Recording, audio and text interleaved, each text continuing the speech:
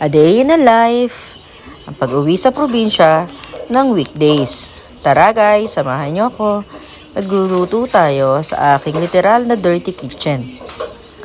Sa ulingan. Tara mga kauling, magluto tayo ng masarap na ginisang gulay at pritong isda. Yan, parikit na tayo ng apoy guys. Yan. Sige, bye-bye, bye-bye, bye-bye, hanggang sa rumikit ang apoy ng uling. O, yan na, lagay tayo kaldero, guys. O, nilagyan ko ng bato ha, kasi medyo hindi pantay eh. So, magluluto na tayo. Yan, hari-saring gisang gulay, plus kamatis, sibuyas at bawang. Yan, slice nyo lang. And then, magpiprito rin tayo ng tcharan! Galunggong. Pritong isda, galunggong. Sarap na combination yan. So, let's go guys. Let's start cooking. Okay, oil. Siyempre, ang oil ay paiinitin. Paypay ulit, paypay. So, ayan. Magigisa tayo ng bawang sa oil.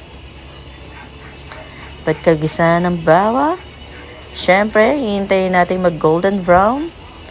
Then, isusunod syempre natin ang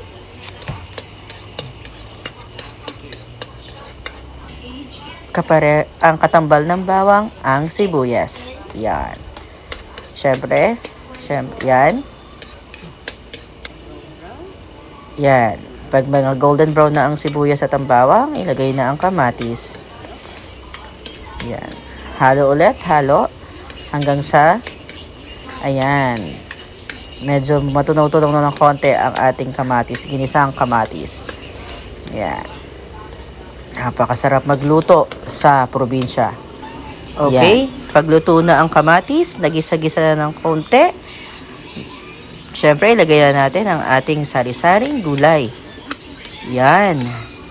Napakasarap. Meron niyang kalabasa, sigarilyas, okra, ampalaya, at talong. Yan. So, fresh yan. Since dito yan sa province talaga siya sa province natin yan nabili. Dito rin yan sa province tinanim. So, parang fresh, super fresh talaga siya. Super fresh na fresh. Yan. Lalagyan natin siya ng asin. Siyempre, pampaalat. Konting toyo. Ayan. Then, sundan din natin ng yan, paminta, black pepper. Ayan. Para maging masarap ang ating gulay. Lagyan din natin ng konting tubig ha, mga kauling. Kasi, para lumambot yung gulay habang ginigisa natin. Okay? So, hihintayin lang natin yan na kumulo para lumambot ang ating gulay. So, tatakpan muna natin siya, guys. And then, magwi-wait lang tayo ng mga 10 to 15 minutes. Malambot-lambot na yung gulay na yan. Yan. Takpan muna natin, guys.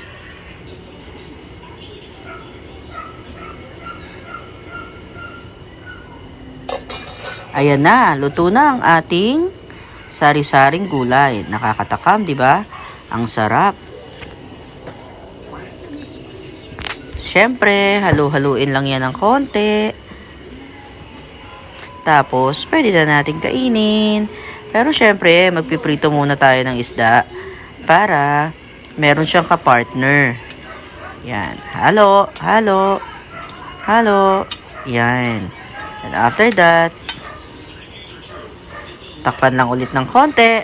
Saglit lang. Yan. Luto na ang ating sari-saring gulay na ginisa. Sa akin kasi, mas gugustuhin ko yung medyo crunchy pa siya ng konti.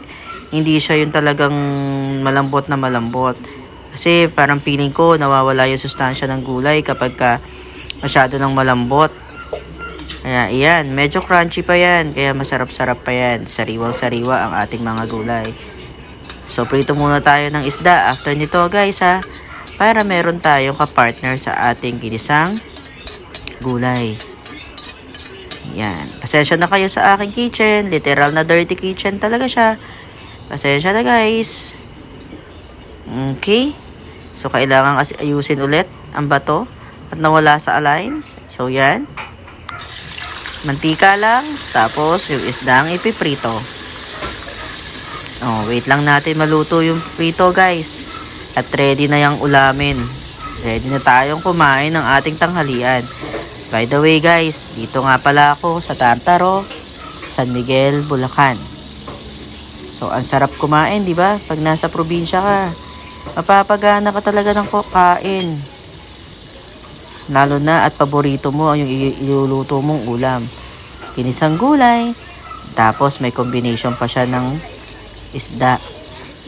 Oh guys, don't forget to like ha, yung video ko. Pasensya na kayo, first time. First video, hoping na samahan nyo ako sa ibang mga lulutuin pa natin dito sa probinsya. Kadyami ng ating kaulingan. So, pasensya na rin kayo guys ha. Medyo luma na rin yung aking ulingan. Here na siya guys. So, kain po tayo.